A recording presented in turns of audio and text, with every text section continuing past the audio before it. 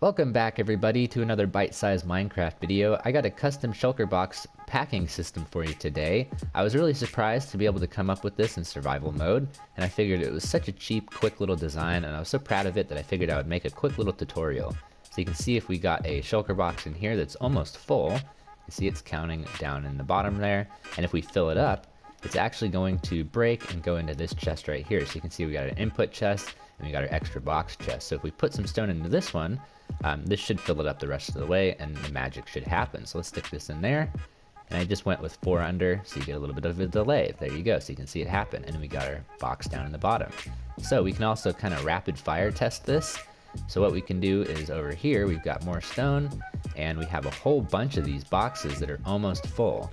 And so what we can do is we can place a box in here, and we can kind of start off this chain reaction, and we can bug test this so we can see if anything happens to these boxes, like goes anywhere off to the side, or maybe there's a redstone delay, and none of that seems to be happening. One of the ways that I've achieved that is by this little string of hoppers over here on the left, and this is just like a little backup system that in case it flies over on a comparator, it'll still get picked up by the hopper. And so far, I've tested these out for right around maybe half an hour. I'm just letting this run endlessly, where I was dumping stuff into the cactus, and I had a giant long string of chests above this, and it never broke once. So this seems super reliable.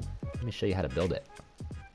Alright everybody, let's bang this out real quick. So we want a chest somewhere in the floor, or whatever you want to put that, and a hopper into the chest, hopper into the hopper, and a third one like this. And so we make this little, curve shape, and this just ensures that if they fly out sideways, they still get picked up, and the redstone won't make those hoppers not work. They will work just fine. So we're going to start off with a comparator right on top of that hopper, make a little L, put a block up like this. You can delete that one. Then we're going to need a block like this, and actually we want this to be a half slab like that, and we can put another one next to it.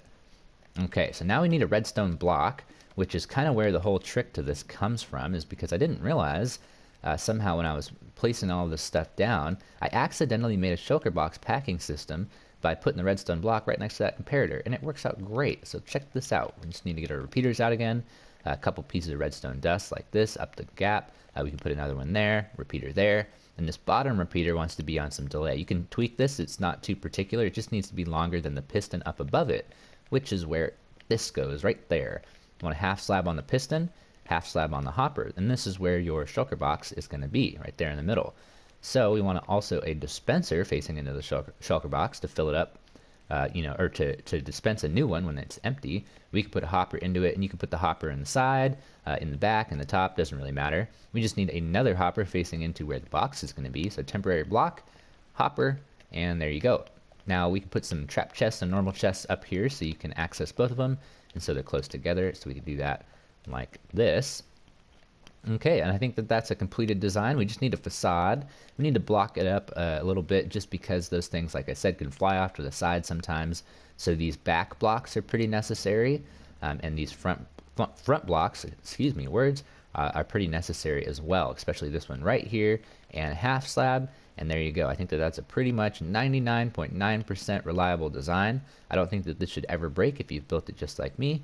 And yeah, let me know if you like this by hitting the like button, and consider subscribing for more bite-sized Minecraft tutorial videos. And if you guys got any questions, comments, concerns about this design, any ways to improve it, or any bugs that you run into, I would love to hear about it. Be sure to let me know in the comment section so I can improve it further.